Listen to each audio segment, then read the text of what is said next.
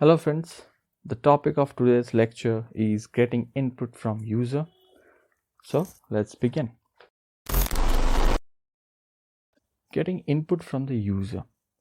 So in this lecture we will learn about how to accept user input, how to take input from the user, because all of the previous videos I have told you we have used the data that is uh, that is not dynamic, that is static, that is we have already provided the input, but in this case we are going to take it from the user, that means the dynamic data. Okay, so to do this, to get the input, we use the input function. So if you just get it carefully, input, in this is the symbol that used to denote the function. So input function is going to the use of this lecture.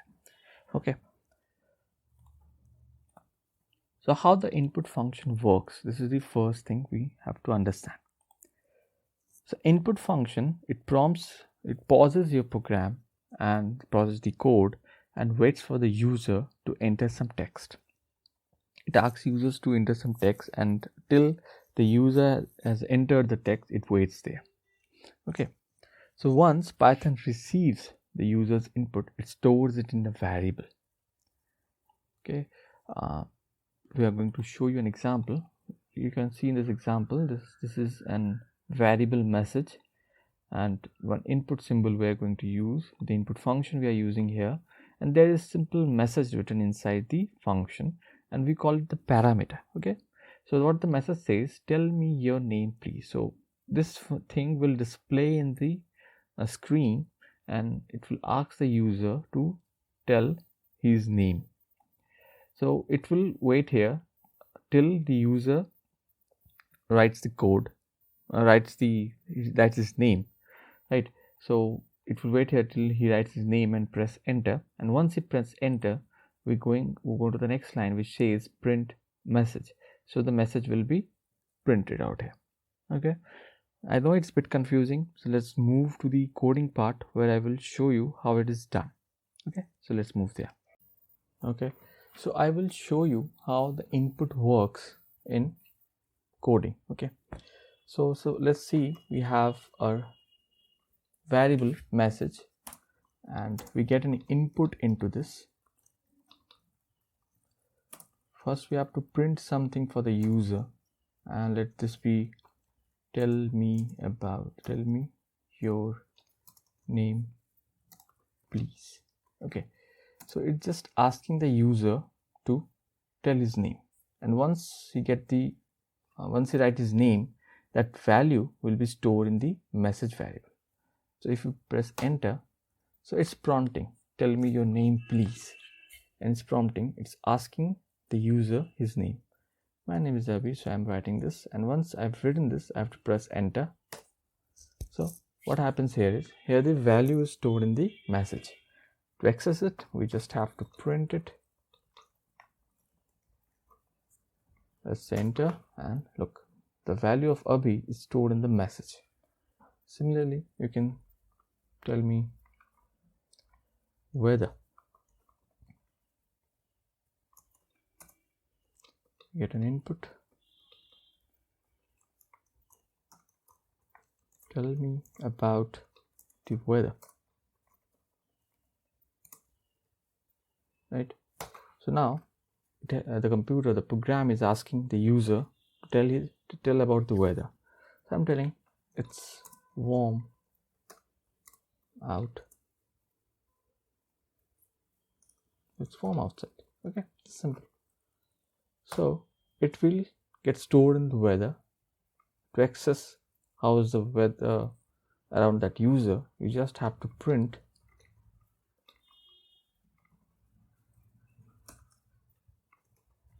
weather and enter. It's warm outside, right? So this is how you get the input. So let's look upon some rules or guidelines to how to use this prompt we call it, how to use it better. Okay, so as you have seen in the coding section also how the input works, so you have to know one thing, that input function takes one argument. this one, this tell me your name, this string is an argument. We call it an argument, we call it the prompt, whatever we want to call the prompt, and that we want to display to the user. We want to display this to the user so that he can understand what is the message, what is the purpose. And here the purpose is to get the name, to get the user's name. So it will show the message, tell me your name please. So once there is a message, it will the user will provide his name, and then we will use it in our function, we will use it in our code, whether it's in web development or anywhere. This is very important concept. Okay, so this is nice thing. Now we have very few important points that we should keep in mind for writing prompts, that is writing the argument. The first thing, include a very clear and easy to follow prompt. So you should write a very easy and understandable prompt or the message so that you can get exactly what he wants to say. So it is very easy, it is very important. Okay, so the next point is we have to add space at the end of the prompts. Look, these all things are not compulsory, but it is very important to write very clear cut codes. So the second point is add space at the end of the prompts. I will show you why it is important in the coding part. So now I will show you why it is important to add space after the prompt. Let's take the first example of message. Okay, so you can see this message. What happens if I just remove the space? It has been space out there, I just remove the space. Okay, so what it's doing is again telling me my name. It's enter. So now you can see where the cursor is now, just next to please. If I type Abhi, look how bad it is looking. It's fine, it's working fine. If I print it, it's showing Abhi again, but it's better to add some space. Okay, just added some space. Now if I print it, look, there is space now, it's looking clean. It's Abhishek. Okay, so let's see whether it's storing this one. Print message, Abhishek. Okay, it's fine. That's why I'm telling you it's needed, it's actually good practice to add space after the prompt you have written. Okay, now in the third point we have to do is, in case of longer prompts, for example you want to write a longer message to the user, then we should store it in a variable. The prompt should be stored in the variable, and that pass that variable to the input function. Okay, again I'm telling you, if the prompt or the message that you are writing is a bit long, then you should write it out in, you should store it in a variable and then pass that variable to the function, the input function. Confusing? And again we will look at it in the coding part. Now we'll see what to do if we have a bigger message to show to the user. So let's name the variable as prompt. What the message is, if you tell us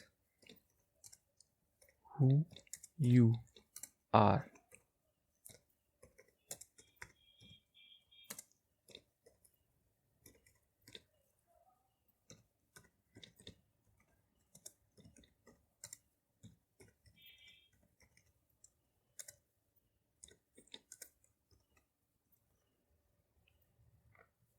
so what I've written, I have a message that if you tell us who you are, we can personalize the messages you see.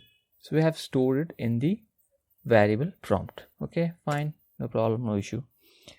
Now just add another you are. Okay, so we have to get the input. So it's same name, input,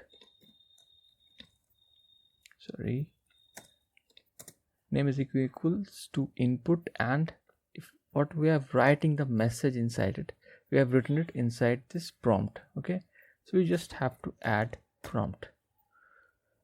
Fine. So what will it show? You can guess it. It will show you this, the whole message it will show me. If I press enter, look what it's telling. If you tell us what you are, who you are, we can personalize the message you see. So saying I am a developer.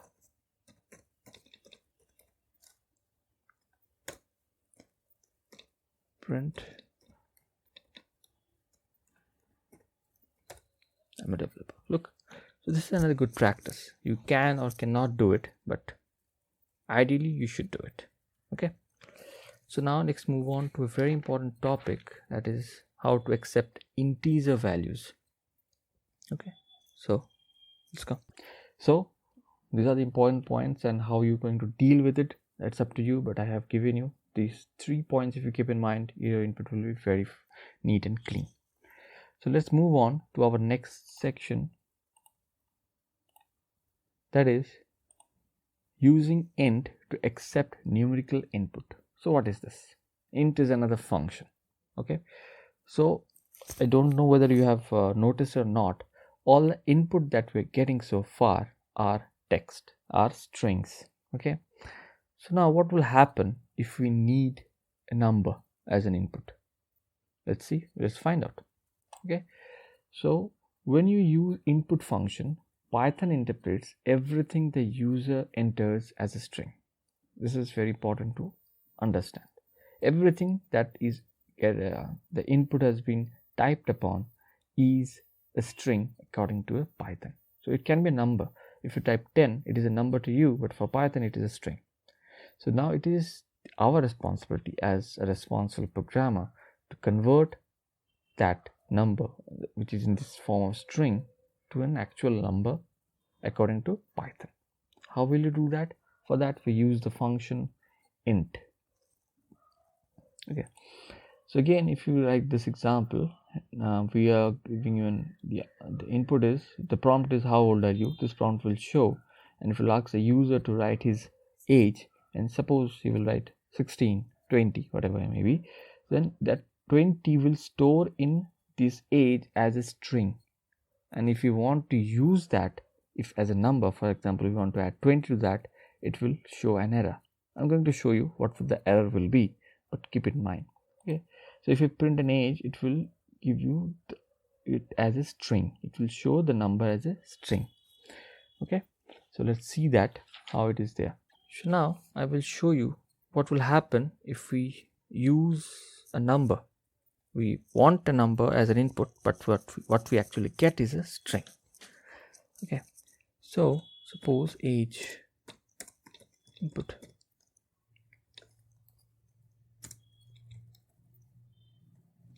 how old are you? Okay, this is the age that is he's asking.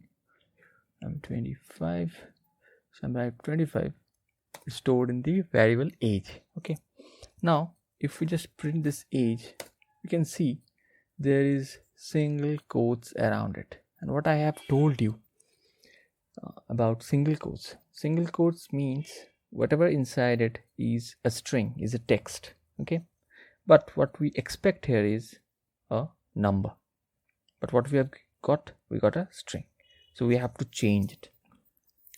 Now I will show you what will happen if you try to use this number. Let's see, age is greater than 25. It's showing an error. What's the error? That trace error greater than or less than, whatever you call it, greater than is not supported between instance of string and int. It means we cannot compare a string and an int, right? But for us both are integers because both are 25. So what we have to do, we have to change this age as an integer. Okay, how we'll do that, we'll look into it. Okay, so you can see that it will give you an error if you try to use that in a number.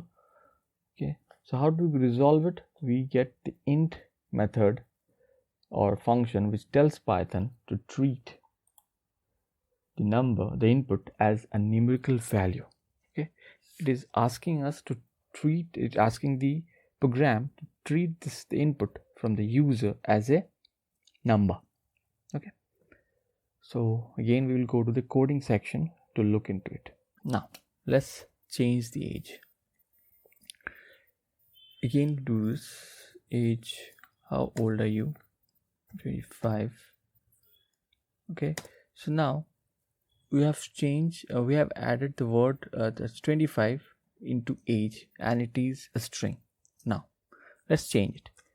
Age is equals to int, and within it we will add age.